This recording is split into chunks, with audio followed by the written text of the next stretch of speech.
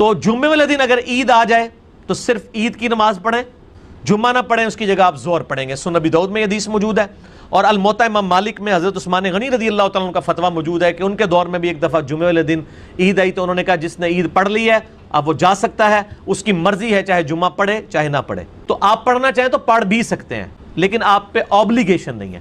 البتہ اگر نہیں پڑھیں گے جمعہ پھر ظہر کی نماز پڑھنی ہوگی۔ یہ نہیں ہے کہ ظہر بھی فارغ ہو جائے گی، بالکل یہ ہوا ہے۔ پاکستان میں تو ہفتے والے دن عید تھی 16 جون 2018 کو، لیکن عرب ملکوں میں آپ کو پتا ہے کہ ایک دن پہلے جمعے والے دن ہی عید آ گئی تھی۔ تو یہ صحیح سند کے ساتھ حدیث موجود ہے سنن ابی داؤد کے اندر، ایک دن جمعے کے دن عید آ گئی تو آپ نے فرمایا جس نے عید کی نماز پڑھ لی ہے اب اسے اجازت ہے چاہے وہ جمعہ پڑھے یا نہ پڑھے۔ وہ چونکہ گاؤں ایریا میں جمعہ نہیں ہوتا تھا تو شہر میں لوگ آ کے جمعے کی نماز ادا کرتے تھے۔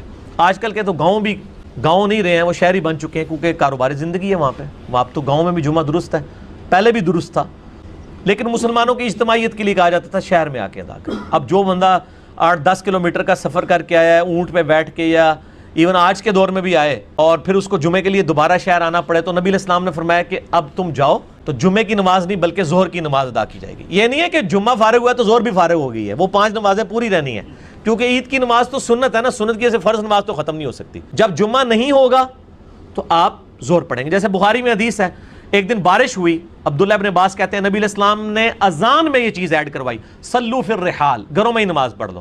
تو گھر میں اب جمعے کی نماز نہیں ہوگی، جمعے کی نماز جماعت سے ہوتی ہے، وہ ظہر کے 4 فرض پڑھے جائیں گے۔ عید کی نماز اگر کسی کی رہ گئی ہے کوئی حرج نہیں، سنت نماز ہے، کوئی گناہ بھی نہیں ہے اگر کسی کی چھوٹ گئی ہے۔ فرض نماز تو ہے نہ، اس کے ایکویلنٹ کچھ پڑھنا ہے۔ البتہ چونکہ وہ خطبہ اصل میں امپورٹنٹ ہوتا ہے، مسلمانوں کی ایک اجتماعیت ہے، تو چونکہ ایک تقریر آپ صبح سن چکے ہیں مولوی صاحب کی، اب پھر اسی دن آپ کو دوسری تقریر بھی برداشت کرنی پڑ جائے تو ایک دن میں 2 تو نہیں نا۔ صحیح بخاری اور مسلم دونوں میں حدیث ہے، عبداللہ ابن مسعود کہتے ہیں نبی صلی اللہ علیہ وآلہ وسلم ہمیں ہفتے میں صرف ایک دن درس دیتے تھے۔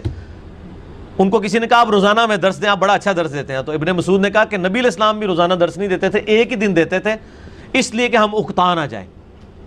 اور یہاں پہ اعتکاف میں دیکھیں کس طرح لوگوں کی شامت آئی ہوتی ہے، مولوی 5 نمازوں میں درس دیتے ہیں کہ آئے ہو نا ہن قابو، پورے سال نہیں آندے ہو تسی، تانوں فجر تو بعد بھی درس دیں گا، زور تو بعد، مغرب تو بعد، عشاء تو بعد بھی دیتے ہیں نا، حالانکہ ہفتے میں ایک دن درس ہونا چاہیے۔ بس ہمارا بھی ایک دن ہوتا ہے۔